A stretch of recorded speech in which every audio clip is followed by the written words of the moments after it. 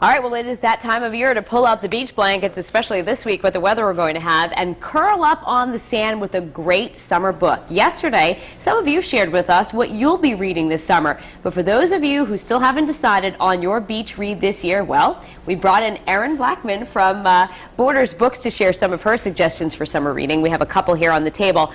Let's start with the first one. This is actually one by basketball player Chris Herron. We actually had him in our studio a few weeks to talk about Basketball Junkie. Why is that on the list this summer? It's just a great read. It's a memoir of Chris's rise to fame from Durfee High School in Fall River, basketball playing, and he went to the NBA and became addicted to drugs and alcohol. And the book takes us to where he is now, which is very successful in mentoring young children to become basketball players. Yeah, it's an amazing journey that he took. I can imagine it's a great read. Next on your list is The Hunger Games by Suzanne Collins. We've been hearing a lot about this one lately. It's getting ready to come to the big screen. So quickly tell us about that book. Hunger Games, great series for young adults. It's about a city in post-apocalyptic society.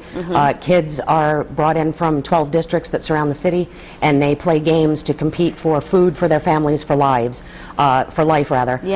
But they have to fight for the death in order to win that food. Yeah, it sounds like a gripping book. When I just read even the back jacket of that, it sounds like I can understand why people would like that one. The other couple that you brought here, we have this one. It's called, the name of the book is The Secret. So what is that book good for? That is the first in a series of books, The Secret series by Pseudonymous Bosch. Okay. And it's about two young adventurers who find a box full of colorful vials, and they also find a dead magician's diary. Okay. And it brings them to the hunt for immortality. Great fun read for young readers, independent readers. All right, and finally on your list, this one is by Providence author John Land, called Strong Justice, a Caitlin Strong novel. So what is the synopsis of that? Caitlin Strong is a fifth-generation Texas Ranger.